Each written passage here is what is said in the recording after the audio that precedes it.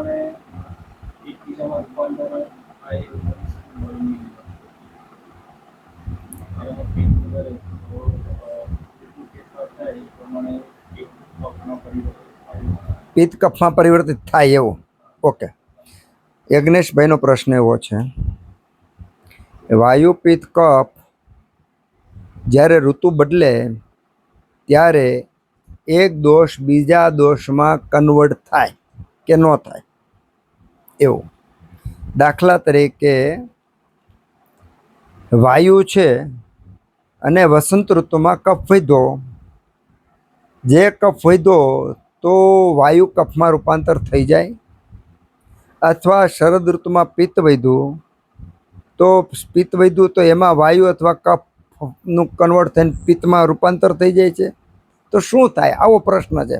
ખરેખર તો એનો પ્રશ્ન એવો છે કે એને પૂછવામાં બહુ વિચાર કરવો પડે એવો પ્રશ્ન છે ને બહુ અગત્યનો પ્રશ્ન છે. અને બીજી રીતે એવું કહી શકાય કે વસંતમાં હું કામ કફ વધે છે, વર્ષામાં વાયુ હું કામ વધે છે, ઓમાં પિત્ત હું કામ વધે શરદમાં? ખરેખર તો ભેગા ભેગ બીજા દોષોને થવું જોઈએ, પણ આપણે ઋતુચર્યા બધું જોઈશું ત્યારે ખબર પડે શું કામ વધે છે. પણ કોઈ દોષ બીજા દોષમાં કન્વર્ટ થતો નથી, કારણ કે દોષ નામની કોઈ વસ્તુ નથી.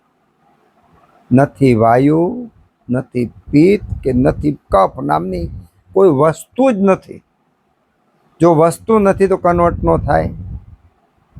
જ્યાં રમત રમાય છે ત્યાં ગુણની રમત રમાય છે. આટલા ગુણો એટલે વાયુ, આટલા ગુણો એટલે કફ, ને આટલા ગુણો એટલે પિત્ત. પાછું પિત્તના જે ગુણો છે લઘુ ગુણ, તો એ વાયુમાંય લઘુ ગુણ છે. પિત્તમાં જે સ્નેહ ગુણ છે એ પાછો કફમાંય છે. સમજાણું? એટલે એ તમારા પ્રશ્નમાં દોષ ભૂલી જવાના, ગુણને લેવાનો. તો જ્યાં જે ગુણનો સમૂહ વધે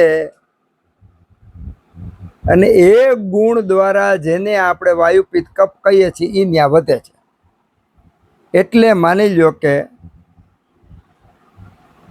વસંતકાળની અંદર સૂર્યની ગરમી પડે, કફ પીગળે, એના પરિણામે કફની વૃદ્ધિ થાય છે.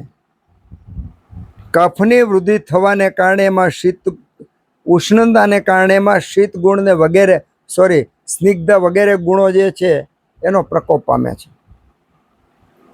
તો સીધો સાદો અર્થ એવો થયો કે વૃક્ષ ગુણ ઘટ્યો. વૃક્ષ ગુણ ઘટ્યો એટલે એવું થયું. હવે વૃક્ષ ગુણ ઘટ્યો એટલે એવું થયું તો એમાં સીધું એવું થાય કે ત્યાં વાયુ ઘટ્યો, કારણ કે એક ગુણ વાયુનો છે. પણ વૃક્ષ ગુણ અગ્નિનો પણ છે. અગ્નિ એ વૃક્ષ છે. જો પિત્ત વૃક્ષ નથી, અગ્નિ વૃક્ષ છે. એટલે તમારા પ્રશ્નના જવાબમાં દોષ શબ્દ કાઢી અને ગુણના સમૂહનો જે ગુણ વધે અને એમાં જે દોષ હોય એને એ ગુણ જે દોષમાં હોય એ દોષ વધ્યો એવું કહી શકાય. માટે માની લો કે વસંતકાળની અંદર વૃક્ષ ગુણ ઘટે છે, એના પરિણામે કફની વૃદ્ધિ થાય છે. વર્ષાકાળની અંદર ઉષ્ણગુણ ઘટે છે, એના પરિણામે ત્યાં વાયુની પ્રકોપ થાય છે. શરદકાળની અંદર શીતગુણ ઘટે છે, એના પરિણામે ઉષ્ણગુણની વૃદ્ધિને કારણે ત્યાં પિત્તનો પ્રકોપ થાય છે. એટલે ગુણોનો ત્યાં આપણે વિચાર કરવાનો. ઓકે.